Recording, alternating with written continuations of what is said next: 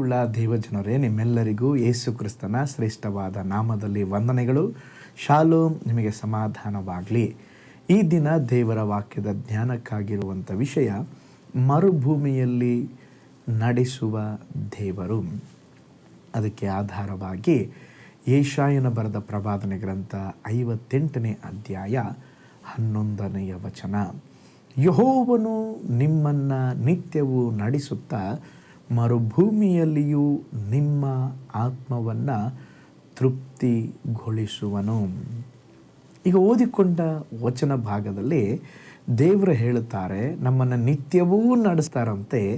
ಅದರಲ್ಲಿ ಸ್ಪೆಷಲ್ಲಾಗಿ ಮರುಭೂಮಿಯ ಅವಸ್ಥೆಯಲ್ಲಿ ಸಹ ದೇವರು ನಮ್ಮನ್ನು ನಡೆಸುತ್ತಾರೆ. ಮರುಭೂಮಿ ಅಂದರೆ ಅದು ಬತ್ತಿ ಹೋಗಿರುವ ಸ್ಥಳ, ನೆರಳಿಲ್ಲದ ಪ್ರದೇಶ, ನೀರಿಲ್ಲದ ಪರಿಸ್ಥಿತಿ. ಮನುಷ್ಯನ ದೃಷ್ಟಿಯಲ್ಲಿ ಅದು ನಾಶದ ಸ್ಥಳದಂತೆ ಕಾಣುತ್ತೆ. ಆದರೆ ದೇವರ ದೃಷ್ಟಿಯಲ್ಲಿ ಮರುಭೂಮಿ ಎನ್ನುವಂಥದ್ದು ಒಂದು ಟ್ರೈನಿಂಗ್ ಸ್ಥಳ ರೀ, ತರಬೇತಿಯ ಸ್ಥಳ. ಅಲ್ಲಿ ತನ್ನ ಮಕ್ಕಳನ್ನು ದೇವರು ಬಲಪಡಿಸಿ ತರಬೇತಿಗೊಳಿಸಿ ಅದರ ಮಧ್ಯದಲ್ಲಿ ಸಹ ದೇವರು ನಮ್ಮನ್ನು ನಡೆಸುತ್ತಾರೆ. ದೇವರು ನಿನ್ನನ್ನು ಮರುಭೂಮಿಗೆ ತರೋದು ನಿನ್ನನ್ನು ಬಿಟ್ಟು ಹೋಗುವುದಕ್ಕಾಗಿ ಅಲ್ಲ, ಮರುಭೂಮಿಯ ಅವಸ್ಥೆಯಲ್ಲಿ ಸಹ ನಿನ್ನನ್ನು ನಡೆಸುವುದಕ್ಕೆ. ಇಸ್ರಾಯೇಲರು ಐಗುಪ್ತ ದೇಶ ಬಿಟ್ಟು ಹೊರ ಬಂದಾಗ ದೇವರವರನ್ನು ಎಲ್ಲಿ ನಡೆಸ್ಕೊಂಡು ಹೋದರಿ? ಮರುಭೂಮಿಯ ಮೂಲಕವಾಗಿ ನಡೆಸಿಕೊಂಡು ಹೋದರಂತೆ. ಅಲ್ಲಿ ಸಹ ದೇವರ ಕೈ, ದೇವರ ಮೋಡದ ಸಾನ್ನಿಧ್ಯ, ದೇವರ ಮನ್ನಾ, ದೇವರ ನೀರು ಎಲ್ಲವೂ ಅವರ ಜೊತೆಯಲ್ಲಿತ್ತು. ಹಗಲಿನಲ್ಲಿ ಮೇಘಸ್ತಂಭ, ಇರುಳಲ್ಲಿ ಅಗ್ನಿಸ್ತಂಭವಾಗಿ ದೇವರು ಅವರನ್ನು ನಡೆಸಿದರು, ಅವರನ್ನು ಬಿಟ್ಟು ಬಿಡಲಿಲ್ಲ. ಪ್ರೀತಿಯುಳ್ಳ ದೇವ ಜನರೇ, ನಿಮ್ಮ ಜೀವಿತದಲ್ಲಿ ಸಹ ಮರುಭೂಮಿಯ ಅವಸ್ಥೆಯಲ್ಲಿ ಹೋಗ್ತಾ ಇದ್ದೀರಾ? ಎಲ್ಲ ಬರಿದಾಗಿದೆಯಾ? ಎಲ್ಲ ಶೂನ್ಯವಾಗಿದೆಯಾ? ಎಲ್ಲ ಕಣ್ಣೀರಿನ ಅವಸ್ಥೆಯಾಗಿದೆಯಾ? ಭಯಪಡಬೇಡ್ರಿ. ನಿಮ್ಮ ಮರುಭೂಮಿಯ ಅವಸ್ಥೆಯಲ್ಲಿ ದೇವರು ನಡೆಸಲಿಕ್ಕಿದ್ದಾರೆ. ನಿನ್ನ ಮರುಭೂಮಿಯ ಅವಸ್ಥೆಯಲ್ಲಿ ಹೇಗೆ ಇಸ್ರಾಯೇಲರಿಗೆ ದೇವರು ಅದ್ಭುತವನ್ನು, ಅತಿಶಯಗಳನ್ನು ತೋರಿಸಿದ್ದಾರೋ ಹಾಗೆಯೇ ನಿನ್ನ ಕಣ್ಗಳು ಅದ್ಭುತವನ್ನು ಕಾಣಲಿಕ್ಕಿದೆ. ಅವರು ನೀರಿಗಾಗಿ ಅಳುತ್ತಿದ್ದಾಗ ಬಂಡೆಯಿಂದ ನೀರು ಕೊಟ್ರಂತೆ. ಅವರು ಹಸಿವೆಯಿಂದ ಬಳಲುತ್ತಿರುವಾಗ ಆಕಾಶದಿಂದ ಮನ್ನಾ ಕೊಟ್ರಂತೆ. ಅವರ ಮುಂದೆ ಶತ್ರುಗಳು ಬಂದು ನಿಮ್ಮನ್ನು ನಾಶ ಮಾಡಿಬಿಡ್ತೀವಂತ ಹೇಳಿದಾಗ ದೇವರೇ ಅವರ ಪರವಾಗಿ ನಿಂತು ಯುದ್ಧ ಮಾಡಿದ್ರಂತೆ. ನೀನು ಬತ್ತಿ ಹೋಗಿರುವಂತೆ ಕಾಣುವ ಜೀವನದ ಯಾವ ಹಂತದಲ್ಲಿದ್ದರೂ ದೇವರು ನಿನ್ನನ್ನು ನಡೆಸಲಿಕ್ಕಿದ್ದಾರೆ, ನಿನಗೆ ಅದ್ಭುತವನ್ನು ತೋರಿಸಲಿಕ್ಕಿದ್ದಾರೆ. ಮರುಭೂಮಿ ಅಂದರೆ ಅಂತ್ಯವಲ್ಲ, ಅದು ವಾಗ್ದಾನಕ್ಕೆ ಹೋಗುವ ದಾರಿ. ಅವರು ಕಾನಾನಿಗೆ ಹೋಗ್ಬೇಕಂತ ಹೇಳಿದ್ರೆ ಮರುಭೂಮಿಯಲ್ಲಿ ಪ್ರಯಾಣ ಮಾಡಲೇಬೇಕ್ರಿ. ನಾವು ಸಹ ಪರಲೋಕದ ಕಾನಾನಿಗೆ, ಪರಲೋಕಕ್ಕೆ ಪ್ರಯಾಣ ಮಾಡ್ತಾ ಇದ್ದೇವೆ. ಕೆಲವು ಸಾರಿ ನಮ್ಮ ಜೀವನದಲ್ಲಿ ಮರುಭೂಮಿಯ ಅವಸ್ಥೆ ಬರ್ತದೆ. ಭಯಪಡಬೇಡ್ರಿ, ದೇವರು ನಿಮ್ಮನ್ನು ನಡೆಸ್ತಾರೆ. ನೀವು ಕಷ್ಟದ ಮಧ್ಯದಲ್ಲಿದ್ದರೂ ದೇವರು ನಿಮ್ಮನ್ನು ನಡೆಸ್ತಾರೆ. ನೀವು ಇಕ್ಕಟ್ಟಿನ ಪರಿಸ್ಥಿತಿಯಲ್ಲಿದ್ದರೂ ದೇವರು ನಿಮ್ಮನ್ನು ನಡೆಸ್ತಾರೆ. ಯಾಕೆಂದರೆ ದೇವರು ವಾಗ್ದಾನ ಮಾಡಿದ್ದಾರೆ, ಮರುಭೂಮಿಯಲ್ಲಿ ಸಹ ನಾನು ನಿನ್ನನ್ನೇನು ಮಾಡುತ್ತೇನೆ? ನಡೆಸಿ ನಿನ್ನನ್ನು ತೃಪ್ತಿಗೊಳಿಸುವೆನು. ಪ್ರೀತಿಯುಳ್ಳ ದೇವಜನರೇ, ಹಾಗಾದರೆ ನಮ್ಮನ್ನು ಕರ ಹಿಡಿದು ನಡೆಸುವಂಥ ದೇವರನ್ನು ಕೃತಜ್ಞತೆಯಿಂದ ನೋಡಿ, ದೇವರೇ, ನನ್ನ ಜೀವನ ಒಂದು ಮರುಭೂಮಿಯ ಅವಸ್ಥೆಯಾಗಿದೆ, ನನ್ನ ಜೀವಿತದಲ್ಲಿ ಕೊರತೆಗಳಿದೆ, ಸಂಕಟಗಳಿದೆ, ಅದರ ಮಧ್ಯದಲ್ಲಿ ಕೂಡ ದೇವರೇ ನಾನು ಕುಗ್ಗಿ ಹೋಗಿದ್ದೇನೆ, ಸೋತು ಹೋಗಿದ್ದೇನೆ, ನೀವೇ ನನ್ನನ್ನು ನಡೆಸಿರಿ ಎಂಬುದಾಗಿ ಒಪ್ಪಿಸಿಕೊಡ್ರಿ. ದೇವರು ನಿಶ್ಚಯವಾಗಿ ನಿಮ್ಮನ್ನು ನಡೆಸಲಿಕ್ಕಿದ್ದಾರೆ.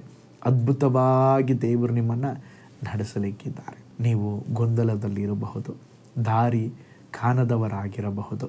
ಇಸ್ರಾಯೇಲರನ್ನು 40 ವರ್ಷಗಳ ಕಾಲ ಮರುಭೂಮಿಯಲ್ಲಿ ನಡೆಸಿದ ದೇವರು ಇಂದು ನಿಮ್ಮ ಜೀವಿತವನ್ನು ನಡೆಸಲು ಅವರು ಶಕ್ತರಾಗಿದ್ದಾರೆ.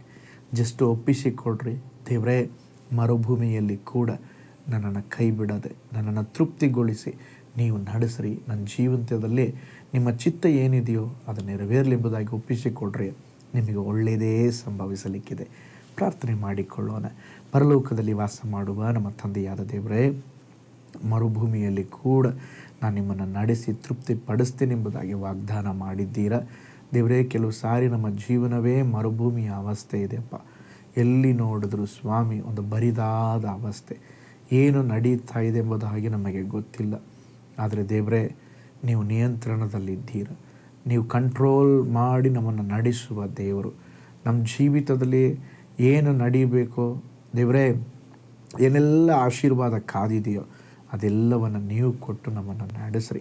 ಮರುಭೂಮಿಯಲ್ಲಿ ಕೂಡ ನಮ್ಮನ್ನು ಪೋಷಿಸ್ತೀರ, ನಡೆಸ್ತೀರ, ಅದ್ಭುತ ತೋರಿಸ್ತೀರ, ಅತಿಶಯ ಮಾಡ್ತೀರ. ಎಲ್ಲದಕ್ಕಿಂತ ಹೆಚ್ಚಾಗಿ ಮೇಘಸ್ತಂಭವಾಗಿ, ಅಗ್ನಿಸ್ತಂಭವಾಗಿ ನಮ್ಮ ಜೊತೆಯಲ್ಲಿರಲಿಕ್ಕಿದ್ದೀರ. ಅದ್ಭುತವಾಗಿ ನಡೆಸುವುದಕ್ಕಾಗಿ ಸ್ತೋತ್ರ.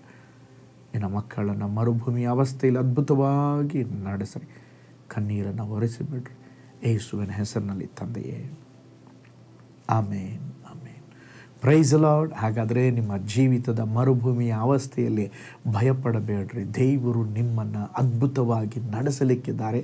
ದೇವರನ್ನು ನಂಬಿ ಜೀವಿಸಿ, ದೇವರು ದೊಡ್ಡ ಕಾರ್ಯಗಳನ್ನು ಮಾಡಲಿಕ್ಕಿದ್ದಾರೆ. ನಾಳೆ ಮಗದೊಂದು ಆತ್ಮೀಕ ಧ್ಯಾನದಲ್ಲಿ ನಾನು ನಿಮ್ಮನ್ನು ಸಂಧಿಸ್ತೇನೆ. ನಾನು ನಿಮ್ಮ ಪ್ರೀತಿಯ ಸೇವಕ pastor Paul Joy. God bless you. ಕರ್ತನಲ್ಲಿ ಪ್ರಿಯರೇ, ಈ ಸಂದೇಶ ಮತ್ತು ಪ್ರಾರ್ಥನೆ ನಿಮಗೆ ಆಶೀರ್ವಾದಕರವಾಗಿದ್ದರೆ, ದೇವರು ನಿಮ್ಮನ್ನು ಪ್ರೇರೇಪಿಸಿದರೆ, ನಂಬಿಕೆಯಿಂದ ಸಾಗುವ ಈ ಸೇವೆಗೆ ನಿಮ್ಮ ಅಮೂಲ್ಯವಾದ ಕಾಣಿಕೆಯನ್ನು ಬಿತ್ತಿರಿ. ಪ್ರೀತಿಯ ದೇವಜನರೇ, ವಾಯ್ಸ್ ಆಫ್ ಹೋಪ್ ಮಿನಿಸ್ಟ್ರಿಯ ವತಿಯಿಂದ ಕೋರಮಂಗಲದಲ್ಲಿ ಪ್ರತಿ ಭಾನುವಾರ ಬೆಳಿಗ್ಗೆ 9:30ಕ್ಕೆ ಕನ್ನಡ ಆರಾಧನೆ ನಡೆಯುತ್ತಿದೆ. ಆತ್ಮಭರಿತವಾದ ಆರಾಧನೆ, ಮನಮುಟ್ಟುವ ಸಾಕ್ಷಿ, ಬಲಪಡಿಸುವ ದೇವ ಸಂದೇಶ. ಬನ್ನಿ, ನಮ್ಮೊಂದಿಗೆ ಭಾಗಿಯಾಗಿ ಕರ್ತನನ್ನು ಆರಾಧಿಸಿರಿ. ನೂತನ ತಿಂಗಳ ಆಶೀರ್ವಾದ ಕೂಟ ಪ್ರತಿ ತಿಂಗಳು ಮೊದಲ ದಿನ ಸಂಜೆ 7 ಗಂಟೆಗೆ. ಪ್ರತಿ ತಿಂಗಳು 2ನೇ ಶನಿವಾರ ಬಿಡುಗಡೆ ಉಪವಾಸ ಪ್ರಾರ್ಥನೆ ಕೂಟ ಬೆಳಿಗ್ಗೆ 10:30ಕ್ಕೆ. ನಿಮಗಾಗಿ ಪ್ರಾರ್ಥಿಸಬೇಕೆ? ನಿಮಗೆ ಯಾವುದಾದರೂ ಪ್ರಾರ್ಥನೆ ಮನವಿಗಳು ಇರುವುದಾದರೆ ಕೆಳಗಿನ ನಂಬರಿಗೆ ಕರೆ ಮಾಡಿ ಅಥವಾ ವಾಟ್ಸಪ್ ಮಾಡಿ. ಈ ಆತ್ಮಿಕ ಸಂದೇಶಗಳು ನಿಮಗೆ ಆಶೀರ್ವಾದಕರವಾಗಿದ್ದರೆ ಲೈಕ್ ಮಾಡಿರಿ. ಇಂಥ ಅದ್ಭುತ ಸಂದೇಶ ಪ್ರತಿದಿನ ನೋಡಲು ಬಯಸುವುದಾದರೆ ಸಬ್ಸ್ಕ್ರೈಬ್ ಮಾಡಿ ಹಾಗೂ ಇತರರೊಂದಿಗೆ ಶೇರ್ ಮಾಡಿರಿ. ಕರ್ತನು ನಿಮ್ಮನ್ನು, ನಿಮ್ಮ ಕುಟುಂಬವನ್ನು ಆಶೀರ್ವದಿಸಲಿ.